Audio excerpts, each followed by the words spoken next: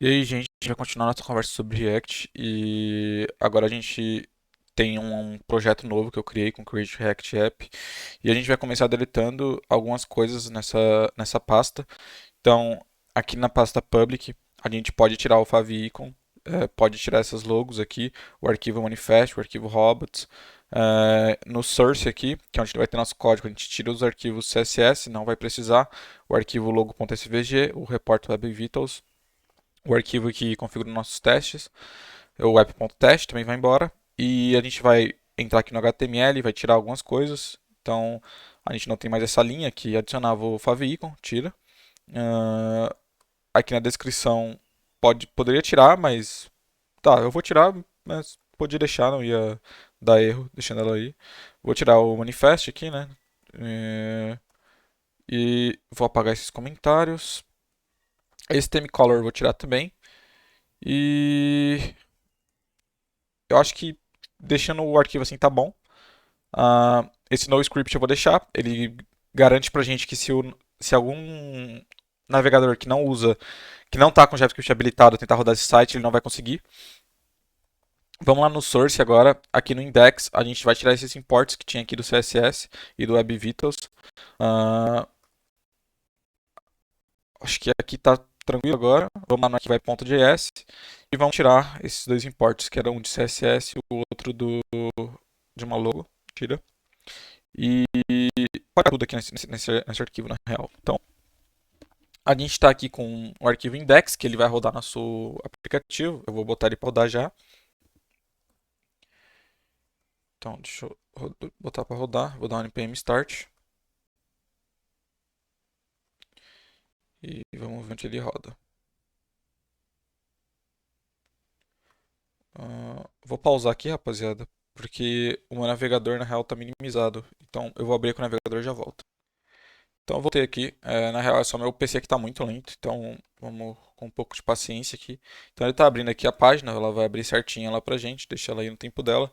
E a gente tem um arquivo do app.js, onde a gente vai colocar o nosso componente, né? Então aqui no index ele chama, deixa eu sair essa mensagem no ls aqui da tela. Então, ele chama um componente chamado app, do nosso arquivo app.js, e a gente vai trabalhar aqui então fazendo um componente aqui. Então, para começar, eu queria mostrar para vocês antes de tudo, né, um adendo é que eu estou seguindo agora a documentação do React, tá? Antes vocês estavam vendo que eu estava seguindo mais um guia pelo Theogene Project, daí eu pegar umas coisas no MDN e tal. Então, estou seguindo a documentação do React agora, que é uma ótima maneira de aprender a ferramenta React. É indo no próprio site deles, eles têm uma documentação muito boa.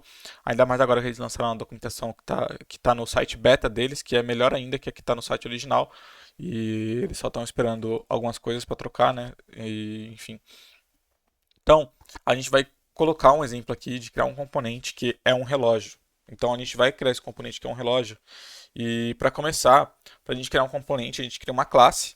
Porque lembra, o que é um elemento no React? Um elemento vai ser um objeto, beleza? Então, como que a gente faz um objeto com JavaScript? Falando em JavaScript, não em React. A gente tem funções construtoras, a gente tem classes. Então, a gente pode trabalhar aqui com classes. Então, eu vou criar uma classe e lembra que para componentes a gente dá o nome com a primeira letra maiúscula. Então, eu estou criando um clock, um relógio. Então, a primeira letra é maiúscula. E essa classe, ela vai estender um componente do React. Então a gente vai estender o React.component. E aí a gente vai importar. A gente tem que importar o React aqui. Então eu vou dar um import React from React. E aí agora está definido para a gente que a gente tem o React aqui, a gente pode trabalhar com ele. Então o que tem que ter em uma classe que vai retornar um componente? Ela tem que ter um método render. Esse método render, ele vai renderizar para a gente o componente. E ele tem que ter um return, e esse return vai retornar o nosso JSX. E aqui, o interessante de dizer é que o render, ele tem que retornar um elemento, beleza? Então, isso aqui, ó, isso aqui, sei lá, string. Isso aqui não poderia ser feito, tá? Eu estou retornando dois componentes aqui, não um. Então, ele está falando para mim aqui, ó, que componentes JSX, elementos JSX adjacentes não podem estar aqui, né? Então ele está falando para mim colocar um elemento maior para agrupar eles aqui. O que eu poderia fazer é passar uma div, e essa div ela tem ela tem esses dois H1. Então agora está correto. Agora a gente pode fazer isso aqui. A gente está retornando um elemento só. A gente está retornando a div. E a div dentro dela tem outros elementos. Beleza? Então a gente não retorna mais de um elemento, mas a gente pode retornar um elemento que tem filhos nele lá. Então ele tem elementos filhos e a gente pode ir então adicionando mais elementos dessa maneira. Porém, a gente só retorna um elemento. Então, vamos continuar no exemplo deles. A gente tinha só essa div, não tinha esses H1. Na real, a gente tinha um H1, né, com um texto. Era um Hello World, então Hello World. E aqui ele coloca um H2 mostrando a hora atual. Então, vamos só colocar a hora aqui. E a hora a gente vai receber essa hora do usuário. Então, no último exemplo que a gente falou, né, a gente podia passar algumas coisas para elementos React, algumas informações, que é porque a gente chama de props, né?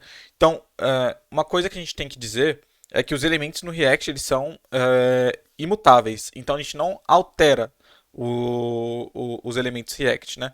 Então, guardando isso na mente, a gente vai continuar o exemplo, tá? Então, guarda isso, os elementos React eles são imutáveis. Então, vamos passar essa informação aqui para esse clock. Então, esse clock ele tem que receber alguma coisa que indique para ele a data. Então, eu vou passar para ele um date. Então, eu vou passar um date, vai ser a data que vai passar para ele.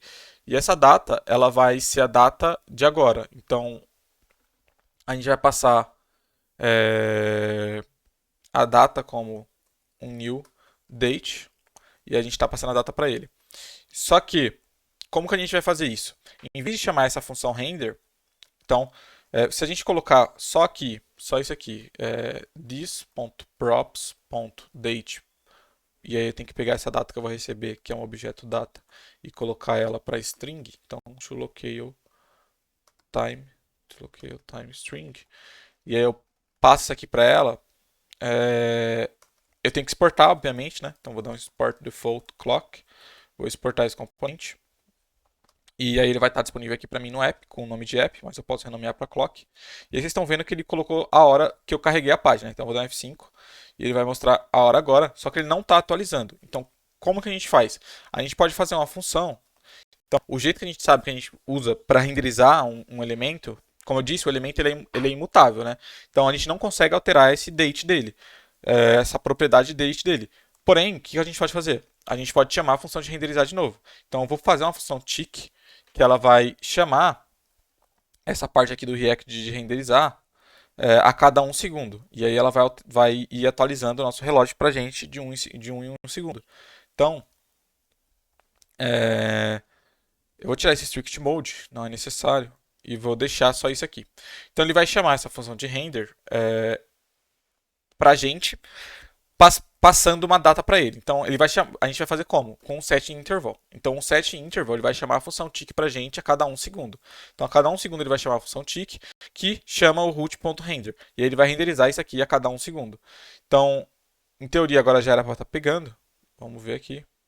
Então aí, ó, ele atualiza a cada 1 segundo. E o que está acontecendo aqui é que, vamos ver, com inspecionar elemento, que o React está chamando a função de renderizar toda hora para esse componente clock. Esse componente clock ele tem uma div, um H1, um H2. Só que tudo que ele atualiza, na verdade, é só a data, beleza? Então, se você ver aqui, ele está atualizando só esse texto aqui, só esse text node aqui.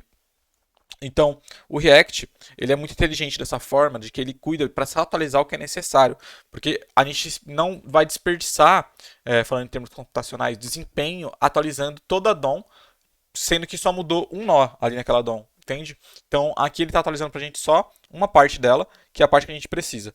Então, continuando aqui no exemplo, a gente chama o render sempre, né? Mas, idealmente, a gente escreve só um render e deixa que o componente cuida de se atualizar. Mas como que a gente vai fazer isso, sendo que eu falei para vocês que o elemento no React ele é imutável e além disso, é, quando a gente passa uma props para um elemento no React, uma regra rígida do React é que, por exigência, o props ele não pode ser alterado. Então a gente não altera o nosso props. Eu não posso chegar aqui e falar que this.props.date vai ser igual a outra coisa, beleza? Isso aqui não é aceito. Então props elas não são alteradas. E isso significa o quê? Que onde eu uso uma props, tem um conceito na computação que a gente define as funções de funções puras e funções impuras. As funções puras são aquelas funções que a gente sempre não altera o que a gente recebe como argumento da função. Então vamos supor que eu tenho uma função aqui, e aí eu recebo alguns argumentos dessa função. Então, função, sei lá, nome. E aí eu recebo o nome do usuário.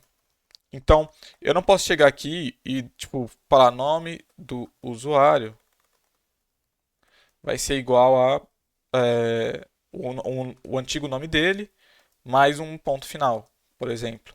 Então, eu estou alterando diretamente o argumento que eu recebo e isso, para mim, diz que isso não é uma função pura. Ela é uma função impura, porque ela altera os argumentos. Então, se eu fosse dar um return nome do usuário, mais um ponto final, aí tá certo, porque não estou alterando esse argumento. Então, isso aqui garante que é uma função pura. Então, sempre que a gente estiver trabalhando no React, a gente quer garantir que nossas funções são puras. A gente vai alterar, beleza? Então, como que a gente pode fazer isso, né? Então,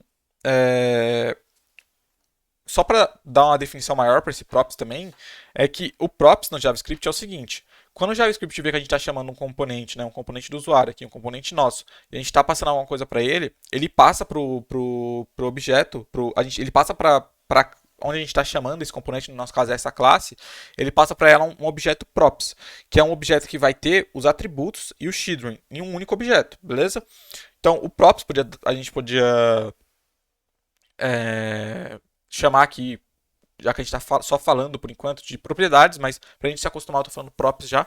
Então, a gente tem as props dessa função que vai criar alguns componentes, e enfim. Então, como que a gente pode fazer para a gente não ter que usar esse jeito que a gente está chamando tick? A gente, toda vez, a cada um segundo, a gente chama o método de renderizar. Então, toda vez que a gente tem que atualizar o nosso elemento, a gente chama o método render e o React cuida pra gente de atualizar só a parte que a gente precisa. Então, a gente vai agora começar a falar de algumas coisas a mais, que a gente chama de estado, state, né? Então, a gente tem uma coisa chamada state no React, que seria uma tradução estado. Então, o estado, ele seria semelhante a props, beleza? Então, você pode pensar de um jeito semelhante a props. Porém, a diferença é que os states são controlados pelo componente. E os states são privados, beleza? Então, os states, eles são privados por quê? Porque o states é uma coisa que quem cuida é o próprio componente, beleza? O state é algo do componente, que o componente vai cuidar. Então, a gente vai deixar de usar props nesse caso aqui, a gente está usando esse this.props, e a gente vai começar a usar um state. Então, a única coisa que a gente vai mudar é de this.props para this.state. Então, a gente vai ter um estado, e o estado que a gente vai querer atualizar no nosso componente. Então, para inicializar esse estado de uma certa maneira, né? Então a gente vai inicializar ele num construtor. Então, lembra de classes têm construtores e tal. Então, o construtor, ele sempre estava rodando aqui por debaixo dos panos. Só que agora a gente vai usar ele de uma maneira explícita, porque antigamente, o que acontecia com o construtor, quando a gente não estava chamando ele explicitamente? Ele rodava por debaixo dos panos esse código. Então, ele recebia as props e passava por super props. Então, ele passava lá para uma função do React que ia setar diversas coisas para eles que são necessárias. E aqui está até falando para mim que isso é um construtor inútil, porque isso aqui ele já faz para mim. Tá? Então a diferença é que eu vou setar um state aqui. Então, this.state, eu vou setar um state que vai ser um objeto, né?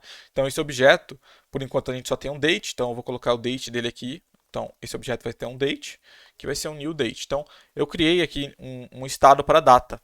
E esse estado para data, ele vai começar como um new date. beleza? E, enfim, então a gente passou esse estado e a gente é, inicializou ele, né? Então, uma coisa importante aqui é que a gente tem que lembrar de sempre passar nossos props pro construtor e no método super, beleza? Então agora, o que a gente pode fazer? A gente pode ir lá no nosso app e tirar esse date. A gente pode tirar essa prop date que a gente estava passando. Que a gente vai fazer isso com o estado agora. E aqui, eu acho que uma coisa que eu esqueci de falar, quando a gente usa componentes, que componentes não se fecham, eles não têm uma tag de fechamento, por exemplo, a gente podia ter uma coisa assim, sei lá, componente qualquer, e eu abro e fecho o componente, beleza? Quando eu não faço isso, em uma única linha, quando o componente ele só tem uma tag, que é a de abertura e fechamento, a gente sempre fecha com a barrinha aqui, tá? Não é opcional que nem é no HTML, a gente tem que passar a barrinha para indicar que a gente está fechando isso aqui. E às vezes a gente usa com tag de abertura e fechamento, a gente coloca coisas aqui, a gente passa childrens, que vai receber lá no props, esse texto aqui, mas só para declarar isso para vocês aqui, a gente passa com essa barrinha. Então, deixa eu voltar para o tick aqui, beleza? Então a gente tirou aquela prop que a gente estava passando e a gente inicializou isso aqui com o state, beleza? E agora a gente não precisa mais desse set interval, muito menos desse tick. A gente deixa que o React vai renderizar isso aqui pra gente. Então vamos lá ver o que está acontecendo. E a gente vai ver que ele não está atualizando, né? Deixa eu carregar aqui. Então ele mostrou a hora no momento que eu carreguei a página. Então estava nos 17 segundos, só que ele não continua atualizando. Então, por quê? Porque eu coloco um estado inicial, então eu coloco um estado inicial aqui e renderizo o elemento, o componente com esse estado, e eu não mudo o estado, né? Lembra que eu falei que a gente não muda props e a gente vai usar estado para isso? Por quê? Porque o estado a gente consegue atualizar o estado. Só que eu não posso chegar aqui e atualizar o estado direto. A gente tem que fazer algumas coisas antes, beleza? Então, para isso, a gente vai falar um pouco de uma coisa que a gente chama de Life Cycle Métodos. Então, a gente tem métodos de ciclo de vida, beleza? Então, a gente tem métodos que acompanham o ciclo de vida de um componente. Então, em uma aplicação grande, quando a gente tem diversos componentes, a gente tem que liberar os recursos que a gente usa no componente. Então, a gente usa os recursos e depois destrói eles para liberar capacidade computacional para a máquina que está rodando o nosso projeto, beleza? Então, sempre que nosso componente for carregado, a gente quer usar um método que se chama componente didMount. O componente didMount, eu vou colocar aqui para vocês verem, para vocês não ficarem dependentes da pronúncia aqui, né? Então, componente didMount. E ele vai ser um componente que ele vai ser sempre chamado pelo React quando o componente for renderizado pela primeira vez. Que é o que a gente chama de mounting no React, de montar. Então a gente está montando alguma coisa. Então, esse método aqui vai ser chamado pelo React quando o componente for montado. E a gente vai usar um outro método aqui também, que é que vai ser quando o componente for destruído, quando a gente não precisar mais dele. Quando a gente não precisar mais dele, a gente vai usar o willOnMount. O willOnMount vai ser quando, antes do componente ser destruído, o React vai chamar essa função para a gente. Então, dentro dessas funções, a gente vai atribuir alguma coisa e desatribuir depois para livrar. Beleza? Então, esses métodos a gente chama de métodos de ciclo de vida, são os Life Cycle Methods. Então, eu vou escrever aqui também, para vocês novamente não ficarem dependentes da pronúncia. Então, Life Cycle Methods. E aí, é assim que se escreve. Então, esses são métodos que acompanham o ciclo de vida de um componente.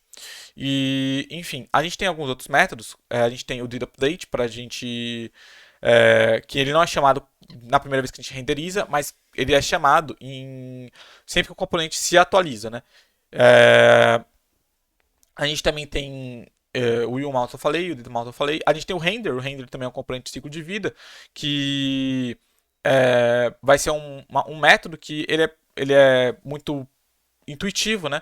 Então esse método ele vai ter a lógica inicial que vai ser renderizada no nosso componente, que é para ele ser sempre que ele for renderizado ele vai mostrar o que está aí e enfim. Então a gente tem esses componentes de ciclo de vida e a gente vai fazer o que agora? Então sempre que eu renderizar isso aqui pela primeira vez, vai chamar esse componente didMount. E esse componente didMount, então o que eu vou fazer? O jeito que eu fazia antes era com set interval. Então, a gente tem um set interval. E esse set interval ele é uma função que a gente tem no browser e no Node. E ele vai executar uma função a cada tanto tempo. Acompanhado desse set interval, a gente tem o quê? A gente tem o clear interval.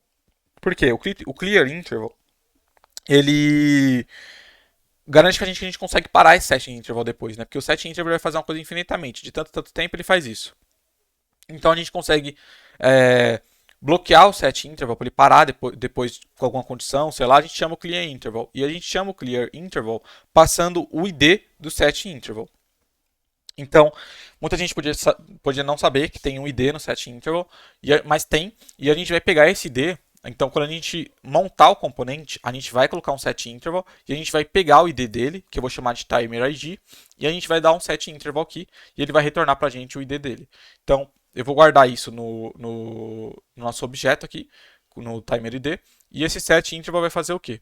O set interval, ele vai executar, eu vou colocar um arrow function aqui, ele vai executar uma função tick a cada 1000 segundos. Então, a cada 1000 milissegundos, a cada 1 segundo no caso. Então,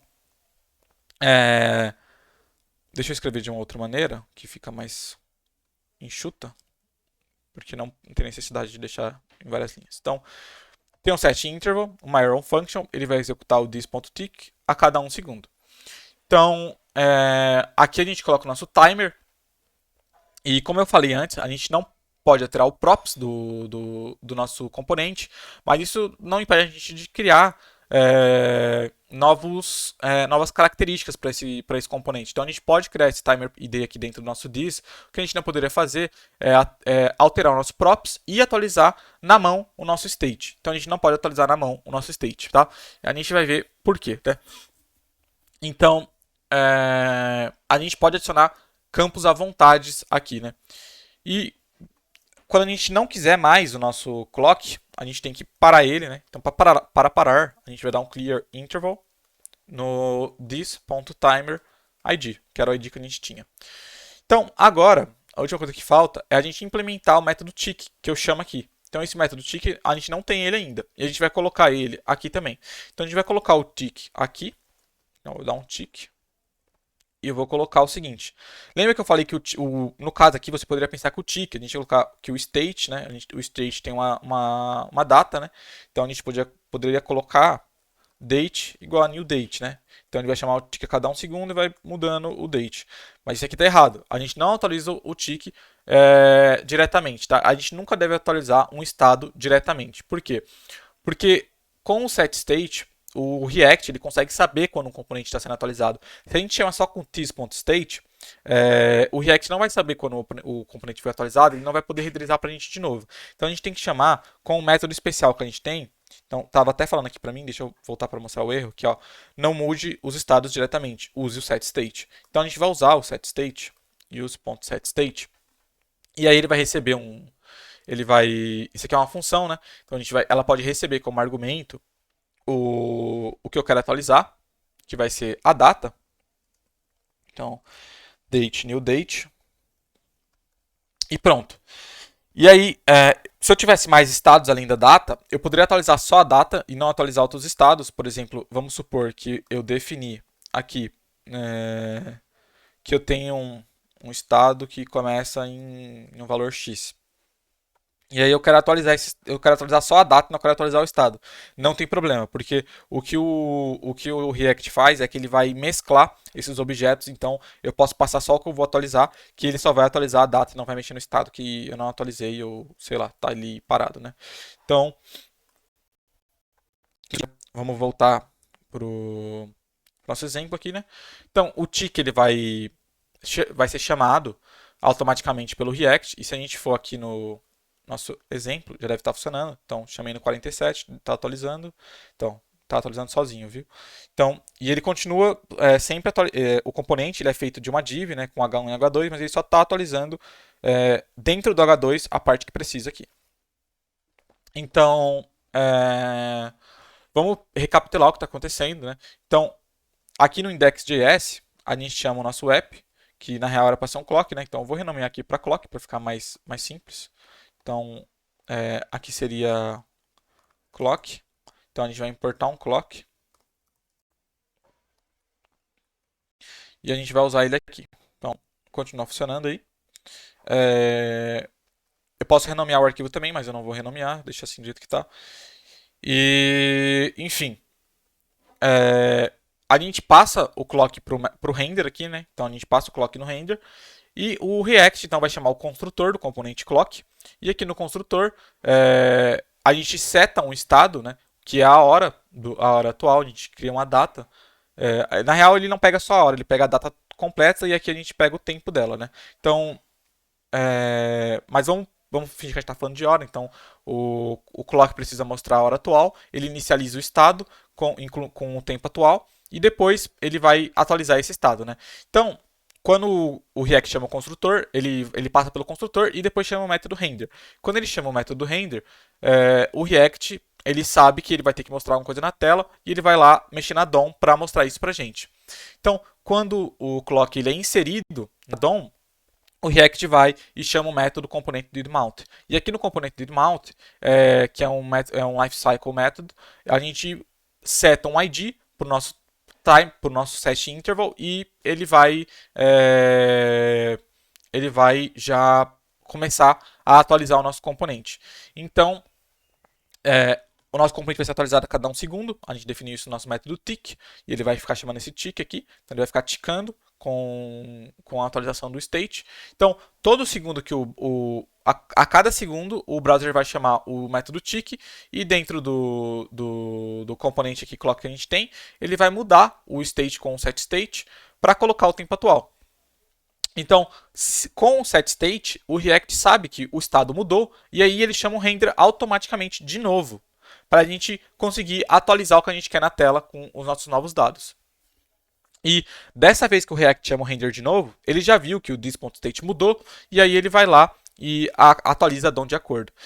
E aí, se em qualquer momento o nosso componente clock for removido da DOM, o React vai chamar o método componente willMount e vai parar o nosso método lifecycle para o nosso timer parar, beleza?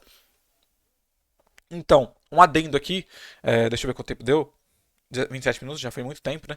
Então, alguns adendos aqui é que a gente tem que dar uma ênfase que a gente não pode mudar o nosso estado diretamente. A gente sempre usa o setState. E o único lugar que a gente vai usar o this.state direto vai ser no nosso construtor quando a gente estiver definindo o estado inicial dele. E uma coisa que o React também pode fazer é que o setState, se a gente tiver muitos setstates, o React pode pegar vários setstates e chamar ele uma única vez.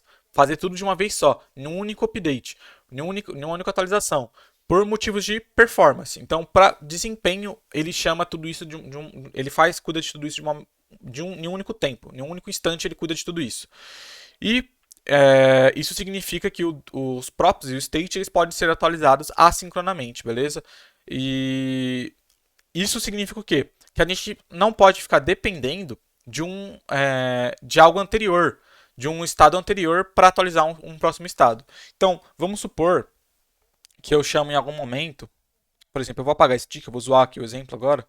Então, vamos supor que eu chamo um this.setState num state que tem um contador, e esse contador vai ser o quê?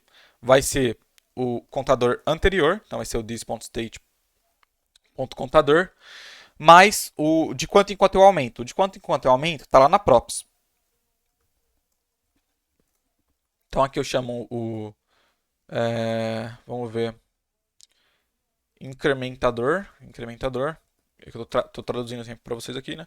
Mas, enfim, ele pega o contador, então o novo valor do contador vai ser o contador antigo mais o incrementador. Então se é de 2 em 2, de 3 em 3, e aí isso aqui está errado, porque a gente não pode depender de um estado antigo, né? O que a gente pode fazer, então, isso aqui é o jeito errado, o que a gente poderia fazer é atualizar esse estado da seguinte maneira. Então, o setState, ele é uma função, né? A gente, em vez de passar um objeto para ele, a gente pode receber argumentos como uma função e receber um state e um props, que são os states e props anteriores. E aí, eu posso atualizar o nosso contador agora da maneira correta. Então, é, eu posso colocar aqui então o que eu queria, né? Que era contador, vai ser o state que eu tenho, que eu recebi aqui, que vai ter o contador, mais a props que eu recebi aqui, que vai ser props, incrementador. Beleza? Então é muito parecido, mas eu não estou usando esse this, porque eu não estou contando com o valor atual que eu tenho. Entende? Eu estou pegando o valor que eu recebo, né? Então, deixa eu arrumar o erro que está dando aqui, que eu acho que é esse parênteses. Então, agora arrumou. Faltou parênteses ali. Então, eu consigo assim atualizar o contador. Eu podia fazer isso com uma função normal também, né? Então, em vez de usar um arrow function, eu podia passar uma function aqui, e aí eu dou um return, e aí eu tenho que tirar a arrow function aqui. Então, eu tiro a arrow function aqui, tiro isso aqui, e tiro isso aqui. Então, aqui, em vez de ser uma vírgula, acho que também tem que ser isso aqui, né? Aqui. Acho que é assim.